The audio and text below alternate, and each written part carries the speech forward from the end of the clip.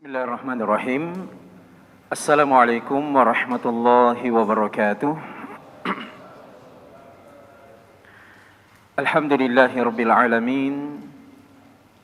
Wabihi nasta'inu ala umurid dunya waddin. Assalatu wassalam ala rasulihil amin, nabiyyina Muhammadin wa ala alihi wa sahbihi ajma'in. Amma ba'du. Hadirin jemaah sekalian yang dimuliakan Allah Subhanahu wa taala. Mungkin ada baiknya sebelum kita melanjutkan, tidak mengapa dirapatkan majelisnya. Tempat duduk yang terbaik dalam majelis ilmu adalah yang paling dekat dengan sumber ilmu. Ini berdasarkan hadis Nabi, hadis yang terkenal, hadis Jibril. Ketika datang kepada Rasulullah sallallahu alaihi wasallam, kemudian Umar mengatakan, fa asnada rukbatayhi ila rukbatayhi wa wada'a kaffayhi ala fakhidhayhi. Dalam hadis Arba'in, hadis yang kedua. Sehingga kalimat dari Umar ini mengeluarkan faidah bahwasanya posisi yang terbaik di dalam majelis ilmu adalah yang paling dekat dengan sumber ilmu. Kayak kita lihat masjid-masjid di Saudi itu ada sandaran di depan, buat siapa? Agar orang-orang tua juga bisa dapat keutamaan dekat dengan sumber ilmu. Tapi karena masjid kita ini tidak ada fasilitas itunya, maka diizinkan bagi orang tua kita bersandar. Tapi kalau anak-anak muda, dan ini sebentar kita akan menyebutkan sosok sahabat Nabi yang begitu semangat dan memiliki himmah aliyah yang sangat besar di dalam menuntut ilmu agama. Baik, jazakumullah khairan. Dan ini juga kami ingatkan untuk selalu siapapun ya yang mengisi atau pengajian yang kita ikuti, mari kita semangat untuk dekat dengan sumber ilmu. Ya, ini kalau kita lihat sifat majelis ilmunya para sahabat sampai dikatakan apa? Seandainya ada daun jatuh atau ya berguguran, dia tidak akan menyentuh bumi disebabkan karena para sahabat begitu rapat dan begitu dekat dengan sumber ilmu. Ikhwani fiddin, a'azzakumullah. Dan juga di awal ini tidak mengapa kita ingatkan hadis Nabi sallallahu alaihi wasallam agar semangat menuntut ilmu kita betul-betul bisa terjaga dan istiqamah. Dari sahabat Abu Darda radhiyallahu taala anhu, beliau mengatakan, sami'tu Rasulullah sallallahu alaihi wasallam yaqul, bahwasanya Nabi sallallahu alaihi wasallam bersabda, man salaka tariqan yaltamisu fihi ilman, barang siapa yang menempuh satu jalan yang dia niatkan tujuan utamanya adalah untuk mendapatkan ilmu agama, sahhalallahu lahu bihi tariqan ilal jannah, maka oleh sebab ikhtiarnya di dalam menempuh jalan menuntut ilmu itu, Allah akan mudahkan baginya jalan untuk masuk ke dalam syurga. Sehingga bisa dikatakan menuntut ilmu agama adalah salah satu faktor terbesar untuk menyampaikan kita masuk ke dalam syurga. Bahkan lewat hadis ini kita bisa memahami kabar dari Nabi sallallahu alaihi wasallam akan dimudahkan sehingga ibarat kita berada di jalur tol, ya, yang begitu mudah aksesnya untuk sampai ke tujuan. Jemaah sekalian yang dimuliakan Allah. Bahkan Nabi sallallahu alaihi wasallam dalam lanjutan hadis ini mengatakan, wa innal malaikata la tad'u ajnihatiha ridwan li talibil ilm.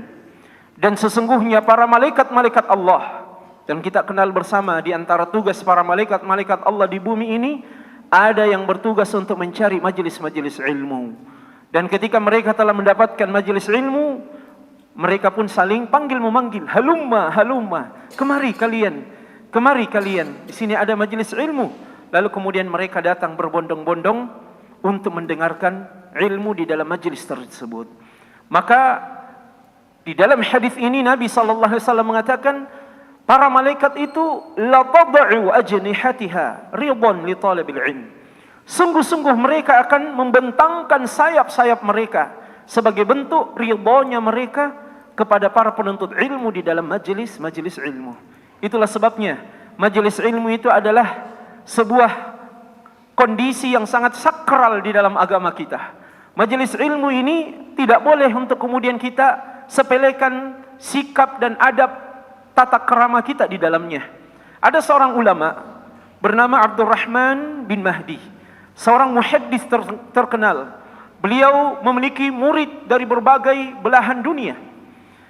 Di dalam majelis ilmunya, beliau tidak segan untuk mengusir muridnya ketika ada yang membuat keributan. Bahkan dikatakan ketika ada muridnya yang lagi meraut pensilnya dan itu menghasilkan bunyi rautan, maka sang imam mengusir murid tersebut.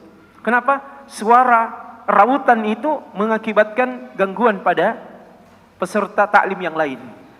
Kita bisa bayangkan betapa khidmahnya majelis-majelis ilmu di zaman para salafus saleh kita. Saking tenangnya majelis ilmu mereka, suara rautan pensil itu bisa kedengaran dan bisa menjadi sesuatu yang menyebabkan gagalnya fokus seseorang di dalam majelis ilmu. Bahkan dalam majelis beliau, kalau ada muridnya yang ketawa, maka beliau usir dari majelisnya. Maka kita katakan majelis ilmu itu adalah sebuah majelis yang sangat-sangat sakral di dalam agama kita. Itulah sebabnya para malaikat pun begitu ridha meletakkan dan membentangkan sayap-sayap mereka di atas para penuntut-penuntut ilmu yang hadir di dalam majelis-majelis ilmu tersebut. Itulah sebabnya jamaah sekalian, orang yang berilmu dengan orang yang sekedar beramal itu perbedaannya cukup jauh.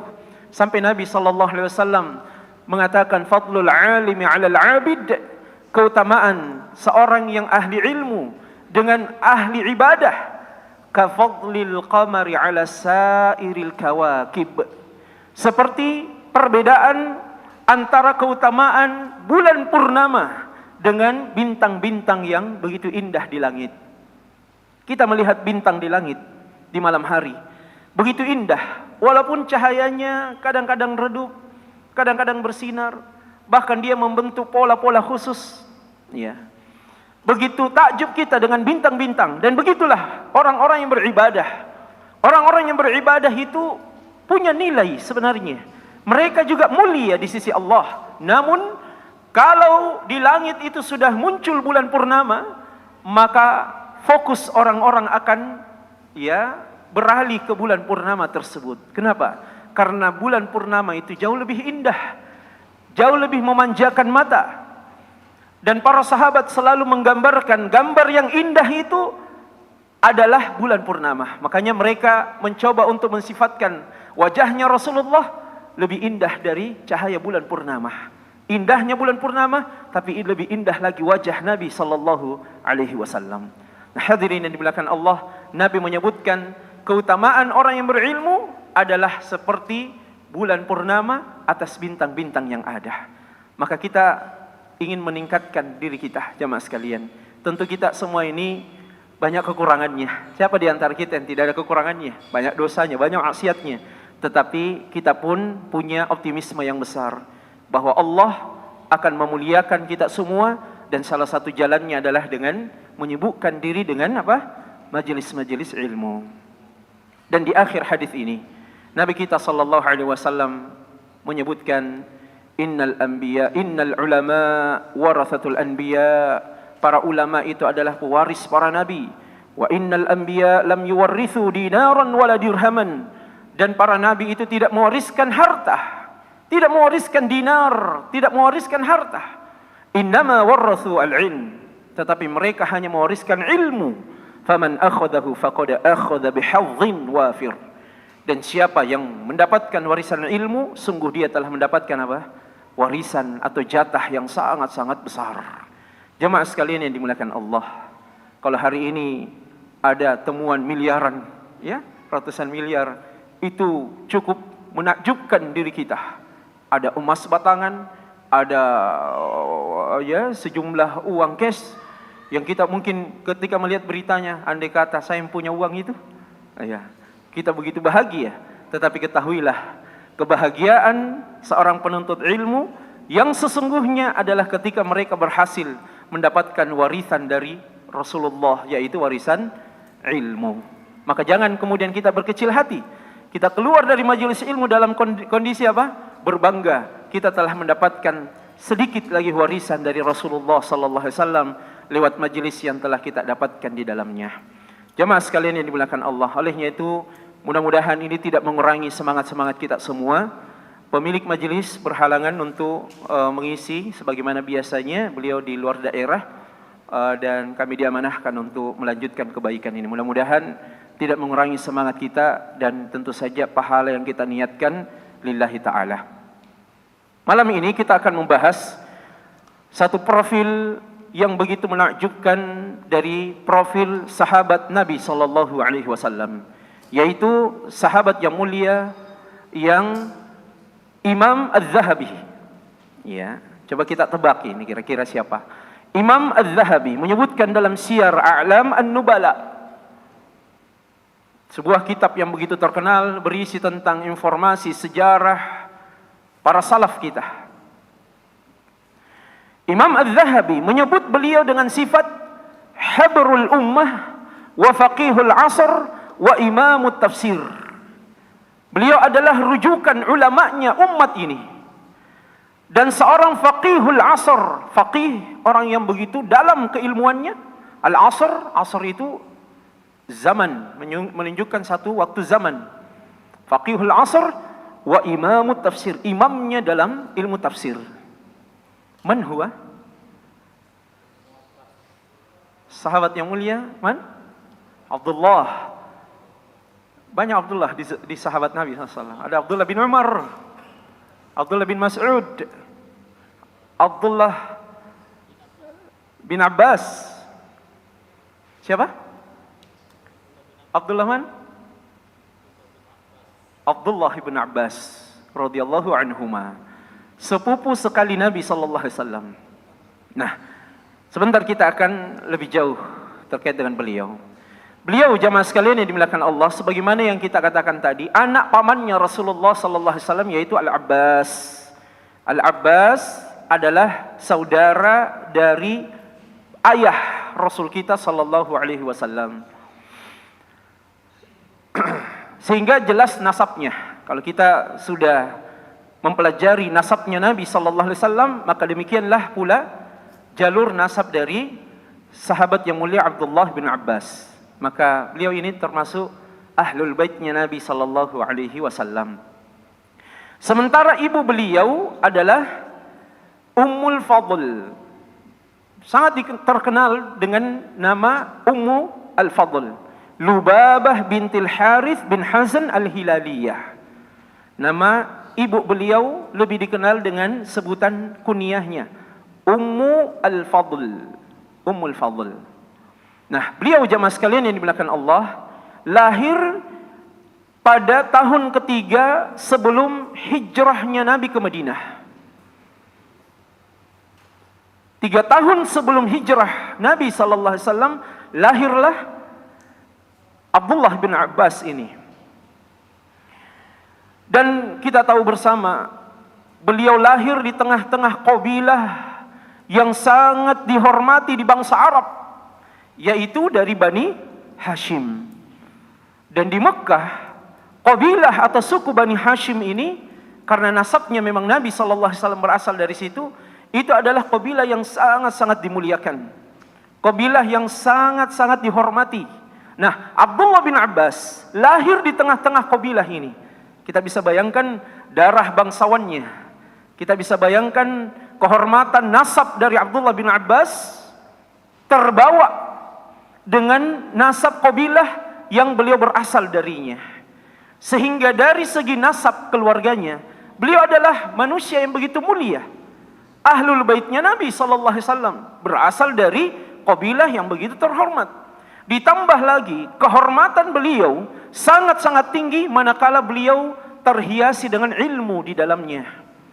Dan cukuplah ilmu itu adalah sebaik-baik perhiasan bagi seseorang.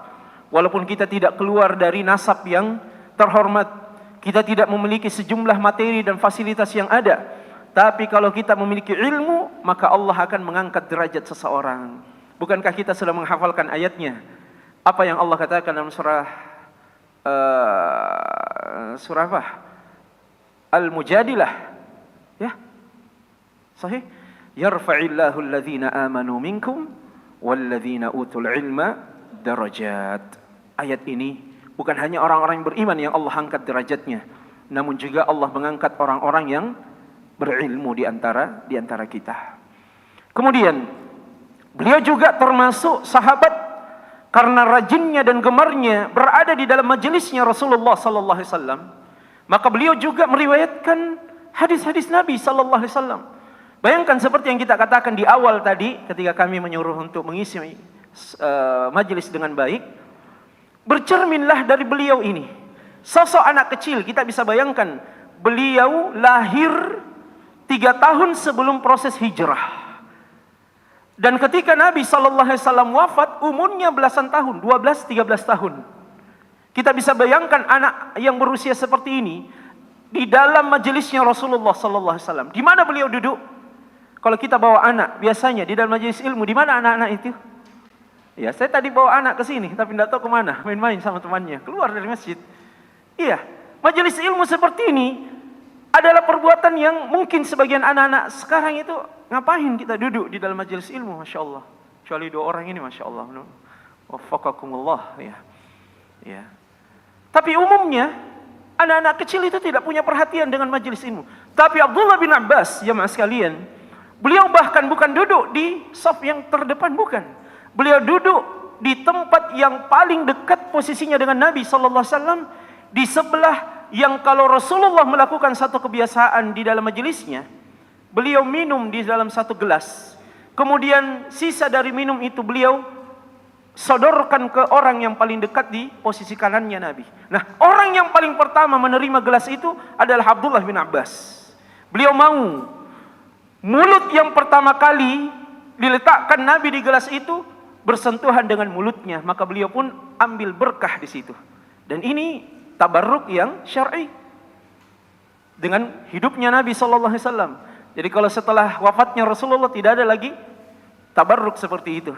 Jadi biar air minumnya ustaz jangan bilang ya barakat ustaz kah.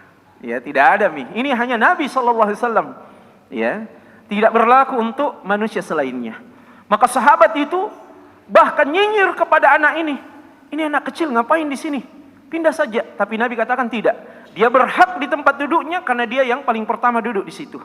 Jadi dia bela-belain untuk hadir sebelum yang lain datang, untuk duduk di posisi di mana nantinya dia akan dekat dengan Rasulullah sallallahu alaihi wasallam. Ini anak kecil, usia belasan tahun. Nah, jemaah sekalian yang dimuliakan Allah, malu rasanya kita yang dalam majelis ilmu itu selalu cari tempat-tempat di belakang. Padahal fisik masih mampu untuk menopang duduk di tempat-tempat yang di depan. Makanya ini kita sampaikan di dalam majelis ilmu, siapapun ustadznya, siapapun syekhnya, berusahalah untuk berada di tempat-tempat yang terbaik, dekat dengan sumber ilmu. Dan ini mudah-mudahan bisa mencerahkan, karena kita lihat semakin ke sini model majelis ilmu semakin banyak lubang-lubangnya. Ya, semakin banyak spasi-spasinya. Ya, dan ini tentu akan mengurangi keberkahan di dalam majelis ilmu tersebut. Nah, Abdullah bin Abbas, beliau meriwayatkan hadis dari Nabi sallallahu alaihi wasallam, dari Umar ibn Khattab, dari Ali bin Abi Thalib, dari Muadz bin Jabal, dari Abdurrahman bin Auf, dari Abu Sufyan Sakhr bin Harb, begitu pula dari sahabat Abu Dzar Al-Ghifari, dari Ubay bin Ka'ab, dari Zaid bin Thabit. Bahkan jamaah sekalian yang dimuliakan Allah, bahkan beliau belajar Al-Quran dari Ubay bin Ka'ab, dari Zaid bin Thabit. Sampai pada akhirnya beliau begitu cinta dengan Al-Quran, bahkan mendapatkan juga gelar Turjumanul Quran. Turjumanul Quran. Ya, orang yang begitu faham dengan segala makna di dalam Al-Quran. Dan sebentar kita akan masuk pada satu pembuktian itu. Nah, ada sebuah hadis yang menjadi wasiat Rasulullah sallallahu alaihi wasallam kepada sahabat yang mulia ini. Pernah satu ketika, dan ini menunjukkan betapa dekatnya, dan memang Abdullah bin Abbas ini bergaulnya bukan dengan anak-anak kecil, bukan dengan seletingnya. Beliau bergaul dengan Rasulullah dan sahabat-sahabat Nabi yang senior. Demi apa? Demi ilmu tadi, karena kecintaannya kepada ilmu. Makanya beliau pernah memanggil teman-teman sebayanya Ya, ketika Rasulullah sallallahu alaihi wasallam sudah wafat, beliau panggil teman-teman sebayanya. Ayo kita mendatangi sahabat-sahabat Rasulullah yang senior yang masih banyak hidup. Apa kata teman-temannya? Wahai Abdullah, siapa kita ini? Sahabat-sahabat Nabi yang senior sudah masih begitu banyak. Mereka masih bertebaran. Kita walaupun menuntut ilmu tidak akan dianggap. Maka beliau tinggalkan temannya lalu kemudian mendatangi pintu-pintu rumah para sahabat-sahabat Nabi sallallahu alaihi wasallam untuk mengambil ilmu. Dan ini ada cerita tersendirinya juga. Ya, kita teringat mungkin ada di antara antum semua penikmat sejarah tokoh-tokoh nasional, termasuk tokoh kita, tokoh Sulsel, Pak Habibie rahimahullah. Bagaimana sejarah kecilnya beliau menjadi seorang cendekiawan yang memang betul-betul cerdas, IQ-nya begitu tinggi. Beliau berbeda dengan anak-anak kecil sebayanya saat berusia kecil. Ya, kalau kita itu paksa anak kita untuk berhenti main. Ya, mau diajak makan kah, pergi sekolah kah, atau ada agenda kah, kita jangan main, sudah kita mau pergi nih. Tapi anak-anak kita masih main. Kalau Pak Habibie ini dipaksa bapaknya untuk keluar bermain. Karena bapaknya melihat ini anak di dalam rumah terus belajar, membaca terus. Tidak ada waktunya untuk bermain dengan anak-anak kecil yang lain. Akhirnya pada satu ketika disuruh keluar oleh bapaknya, kemudian ditutupkan pintu rumahnya supaya dia tidak masuk lagi. Karena kalau disuruh keluar atau dibawa keluar, dia pasti kembali lagi. Maka bapaknya berinisiatif, dibawa keluar, ditutup pintunya. Tapi ternyata tidak kehabisan akal. Lewat mana? Lewat pintu belakang, lewat jendela belakang. Masuk lagi ke dalam rumahnya, belajar lagi. Iya. Ada anak-anak yang seperti itu. Dan Abdullah bin Abbas juga seperti itu, jemaah sekalian. Ketika teman-temannya tidak mau diajak untuk berada di dalam majelis ilmu, dia tinggalkan temannya itu. Dia tinggalkan sebayanya. Ya, padahal serunya itu kasih naik layang. Ya, bikin unjungan-unjungannya. Ya, olor-olornya, benang galasanya. Ya, apalagi kalau ondal layang-layang kepak. Ya. Masih diingat Pak ya? Sampai manja di pagarnya orang. Kadang-kadang saya punya kakak itu sampai harus disunat dalam kondisi masih kecil gara-gara tak tusuk pagar kejar layang-layang. Kena pahanya di sini, pangkal pahanya. Dia bilang dokter sekalian disunat, maka iya sunat misalnya. Ya, kenakalan anak kecil mengejar layang-layang. Seru. Tapi Abdullah bin Abbas tidak lakukan itu semua. Tidak lakukan itu semua. Beliau mendatangi majelisnya Nabi sehingga betul-betul inilah yang dimaksud dengan mulazamah. Mulazamah, dekat dengan Rasulullah sallallahu alaihi wasallam, dekat dengan ulama. Nah, karena dekatnya, bahkan satu ketika, satu momen beliau dibonceng dengan Rasulullah sallallahu alaihi wasallam.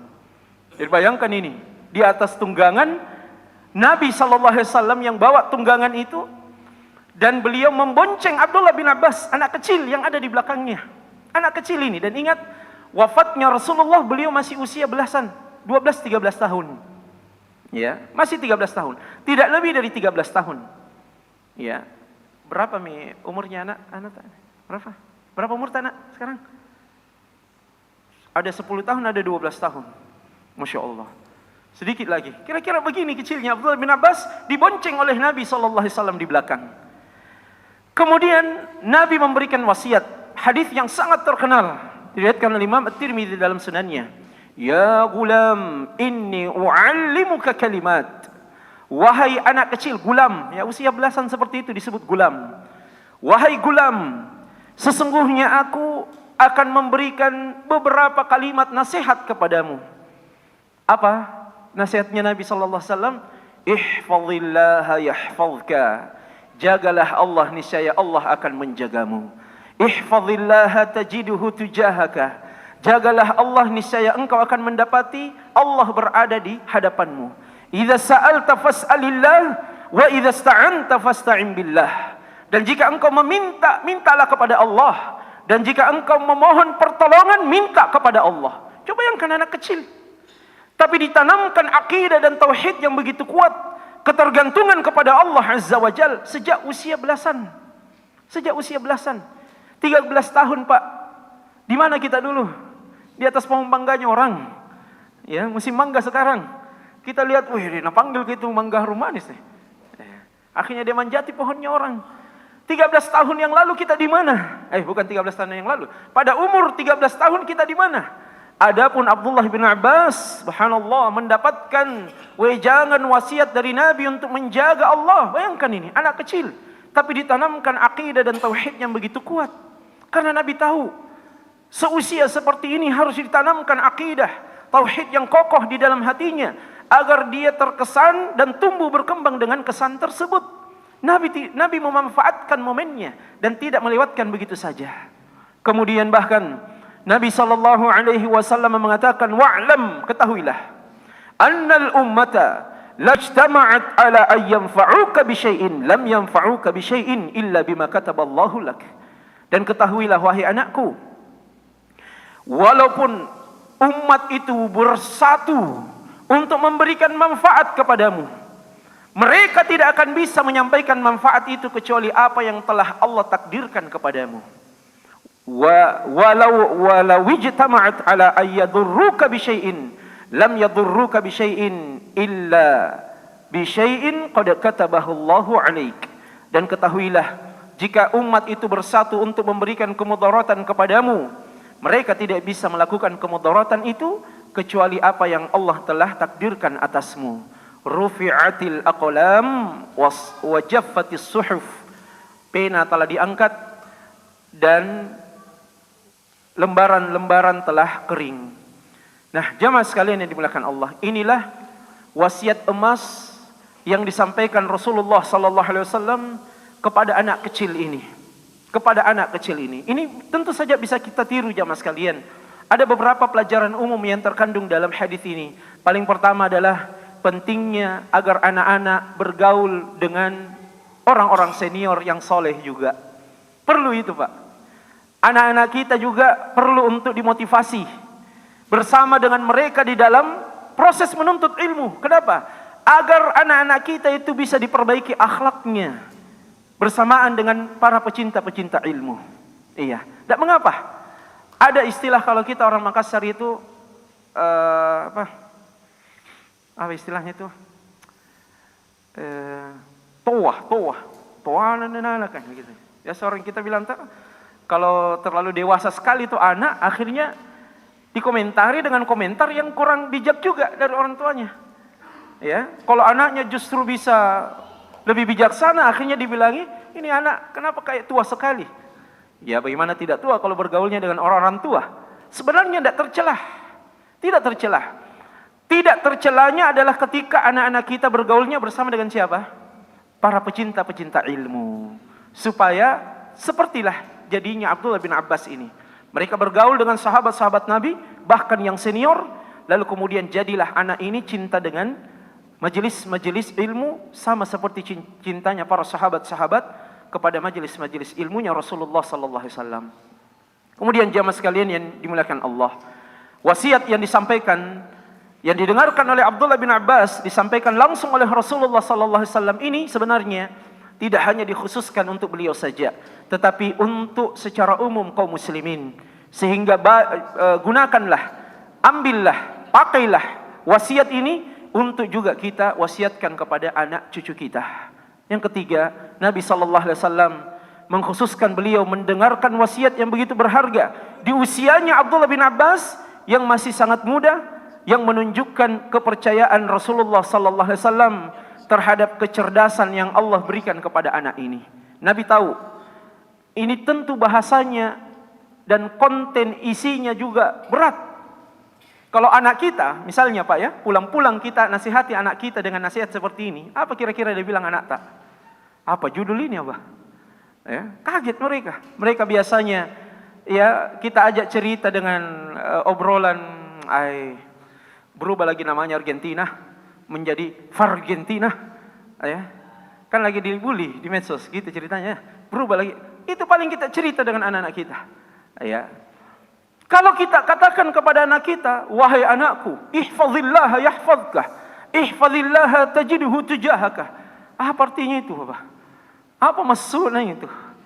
Tapi Nabi SAW menyampaikan ini kepada Abdullah bin Abbas karena beliau tahu tingkat kecerdasan dan potensi anak ini Allah berikan dan Allah bukakan ilmu kepada dia. Nabi SAW sudah sangat tahu karakter dari setiap orang-orang yang ada di dekatnya, termasuk kepada Abdullah bin Abbas ini. Sehingga menjadi mulialah beliau mendapatkan wasiat yang sangat mulia dari Rasul kita Muhammad SAW. Di antara keutamaan Abdullah bin Abbas, yang pertama adalah seperti yang kita katakan sebelumnya, beliau mendapatkan wejangan khusus dari Nabi SAW. Tidak banyak sahabat yang mendapatkan seperti ini. Bahkan sangat-sangat jarang kita temukan sahabat mendapatkan wejangan khusus dari Nabi SAW. Dan ini didapatkan oleh Abdullah ibn Abbas saat itu. Bahkan di momentum berdua, dibonceng oleh Nabi SAW, menunjukkan kedekatan yang sangat-sangat dekat ya antara beliau dengan Abdullah ibn Abbas. Kemudian beliau juga mendapatkan keutamaan didoakan langsung oleh Nabi SAW. Doa yang sangat masyhur, yang mestinya kita setiap orang tua, para pendidik menghafalkannya dan membacakannya, mendoakannya untuk anak-anak kita, untuk murid-murid kita. Apa doanya Nabi SAW? Allahumma faqihhu fid din wa'allimhu ta'wil. Allahumma faqihhu fid din. Ya Allah, fahamkan dia dalam urusan agama. Wa'allimhu ta'wil, dan ajarkanlah ta'wil Al-Quran kepadanya, yakni tafsir Al-Quran. Bagaimana ceritanya beliau mendapatkan doa ini? Jemaah sekalian yang dimuliakan Allah, sejak awal kita katakan tadi, kecintaan beliau kepada Rasulullah teramat sangat mendalam. Sampai-sampai beliau berinisiatif untuk bermalam di rumahnya Rasulullah SAW. Ingin cari tahu apa yang dilakukan dan bagaimana rutinitas Nabi SAW di malam hari di dalam rumahnya. Beliau manfaatkan salah satu istri Nabi SAW adalah Maimunah. Maimunah ini adalah wanita yang paling terakhir dinikahi oleh Nabi SAW dari istri-istrinya. Wanita yang paling terakhir dijadikan istri oleh Nabi SAW. Nah, Maimunah ini adalah kholahnya Abdullah bin Abbas, bibinya, saudara dari ibunya. Ummu Fadl bersaudara dengan Maimunah. Nah, sehingga beliau bermalam di rumahnya Nabi, yang saat itu Nabi SAW sementara di gilirannya Maimunah, sehingga aman untuk persoalan mahram. Ya, untuk persoalan mahram. Maka beliau ikut izin nginap di situ. Dan disinilah banyak pelajaran fikih yang keluar. Ya, banyak simpulan-simpulan dari hukum fikih dikeluarkan dengan kejadian ini, di mana beliau radhiyallahu anhu ikut salat dengan Nabi SAW. Tapi pertama kali beliau salatnya di sebelah kirinya Rasulullah SAW, padahal berdua saja. Nabi berada di sebelah kanan dan dia sebagai makmum berada di sebelah kirinya. Maka Rasulullah SAW menarik kuping kanannya, lalu memindahkannya di sebelah kanannya Rasulullah SAW, sejajar. Dari situlah kemudian keluar hukum fikih salat berjamaah. Jika hanya terdiri dari satu imam dan satu makmum, posisinya apa? Sejajar. Tidak ada yang di belakang. Makmum tidak di belakang, tapi sejajar dengan imam. Itu dilakukan Nabi SAW memposisikan Abdullah bin Abbas. Abdullah bin Abbas ikut salat tahajud bersama dengan Nabi SAW. Atau mungkin kita bisa bahasakan begini, beliau nekat ikut salat dengan Nabi SAW dalam salat tahajudnya. Yang kita tahu dalam riwayat ini, Abdullah bin Abbas mengatakan, Nabi membaca Al-Baqarah. Membaca Al-Baqarah. Coba Al-Baqarah berapa juz, Ustaz? 2,5 juz. Iya kah? Iya. Iya, 2,5 juz. Karena juz 3 itu masuk tilkar rusulu, beberapa lembar, kemudian masuk Ali Imran. Ya. Nah, Nabi SAW membaca Al-Baqarah. Kata Abdullah bin Abbas, oh mungkin Nabi hanya mau menyelesaikan. Ya, mungkin nanti wa'fu anna waghfir lana warhamna anta maulana fansurna 'alal qaumil kafirin. Oh, mami ruku. Tapi ternyata di luar ekspektasinya. Beliau sambung lagi. Disambungnya surah An-Nisa. Kemudian beliau mengatakan, oh mungkin hanya mau menghabiskan An-Nisa saja. Maka beliau melanjut dengan Ali Imran. Dan dari sini, ya, keluar lagi hukum. Sebenarnya sah ketika kita salat dan tidak tertib bacaan susunan surahnya berdasarkan yang dilakukan Nabi sallallahu alaihi wasallam. Walaupun itu tidak aula, tidak utama.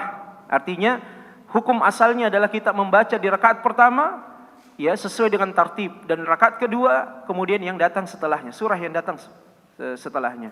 Jadi jangan dibaca rakaat pertama misalnya Al-Ikhlas, kemudian rakaat kedua kita membaca misalnya At-Tin wa Zaitun misalnya. Dari susunan, dari tertib lebih dahulu apa? At-Tin kemudian Al-Ikhlas. Ya. Tapi Nabi di kejadian ini setelah Al-Baqarah membaca An-Nisa. Ya. Setelah An-Nisa, subhanallah, tidak ruku-ruku juga. Dilanjutkan dengan Ali Imran, baru kemudian beliau ruku. Subhanallah. 3 surah panjang diselesaikan Nabi sallallahu alaihi wasallam. Itu kalau Al-Baqarah, Ali Imran kemudian An-Nisa bisa berapa itu? 6 juz baru ruku. Padahal kita sudah begitu bahagianya di bulan Ramadan 1 malam 1 juz. Ya. 1 malam 1 juz. Alhamdulillah leganya perasaan jam-jam 11 kita keluar masjid sudah lagi melaksanakan 1 juz tadi. Walaupun sebagian juga ada tuh yang kalasi-kalasi. Nanti mau ruku imam baru masuk.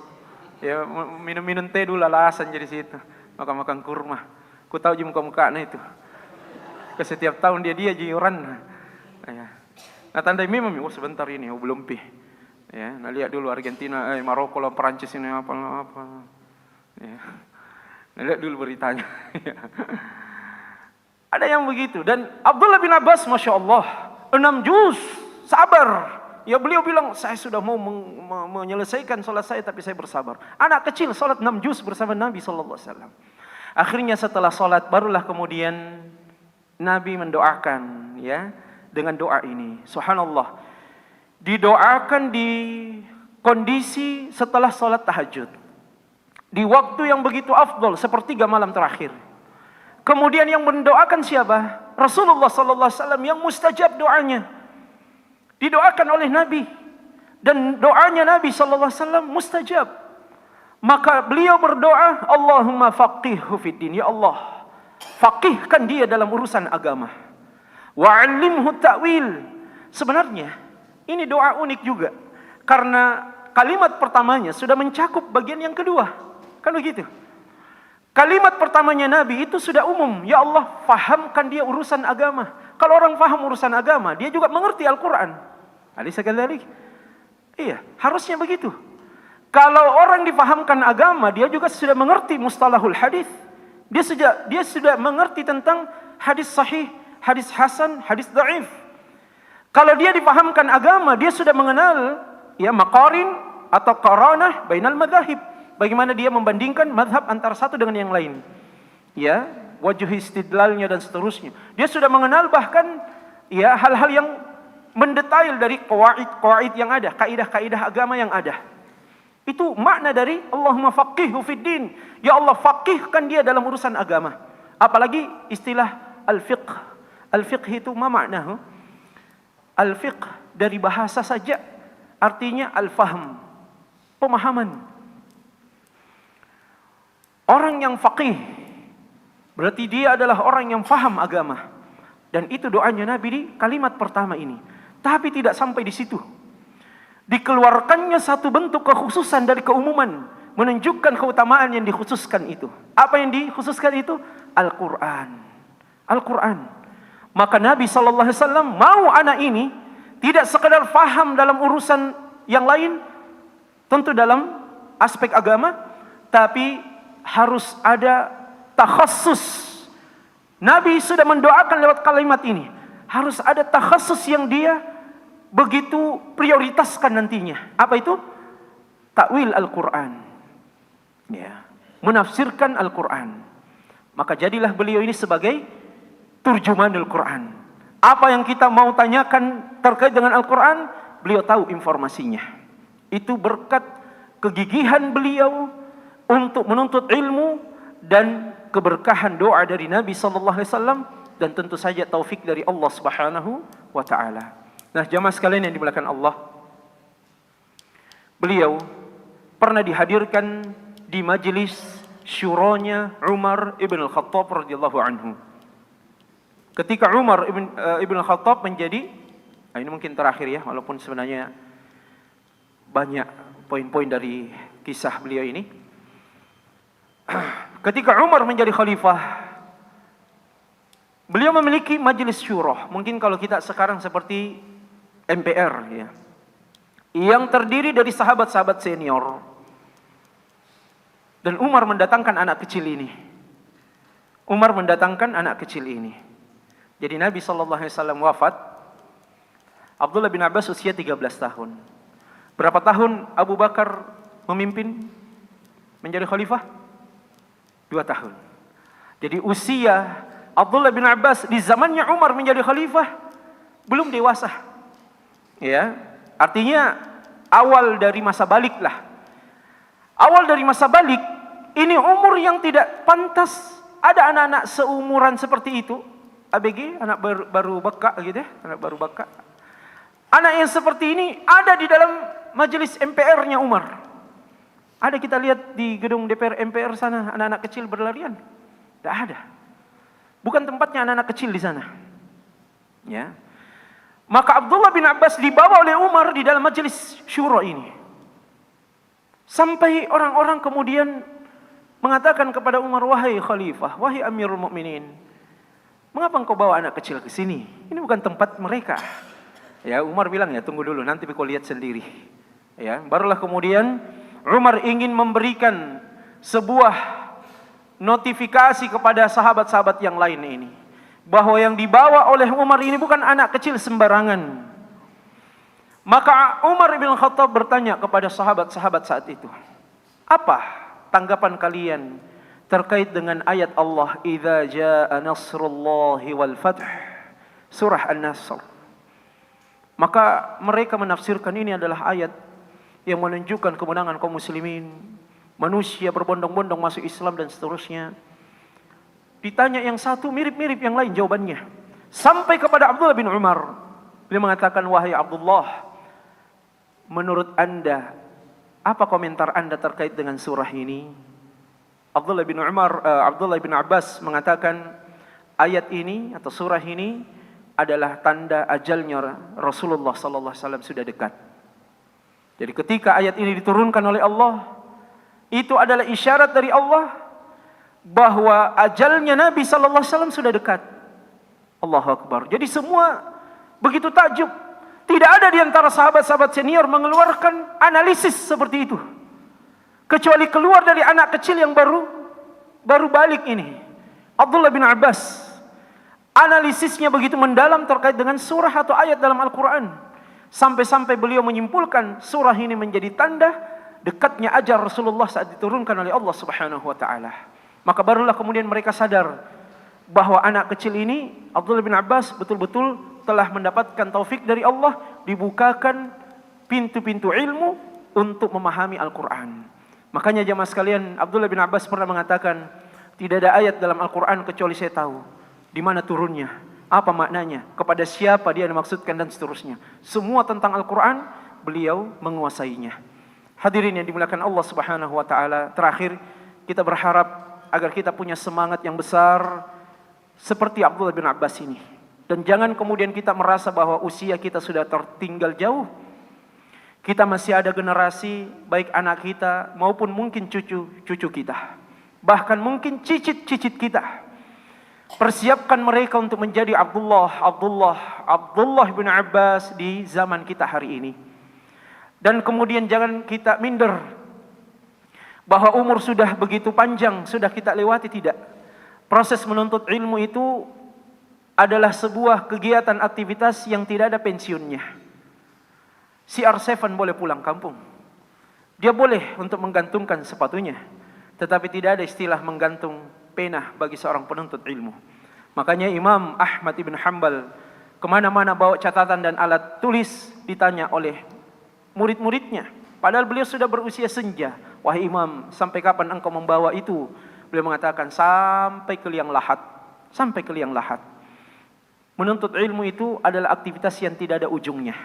Maka selagi Allah memberikan nikmat kesehatan, kesempatan, nikmat untuk bisa kita menghadiri majelis ilmu, jangan disia-siakan. Siapapun ya ambil faidah dari siapapun, dari para asatidah kita, dan semoga kita diistiqomahkan oleh Allah. Inilah jalan yang paling besar untuk kita istiqomah di jalan Allah.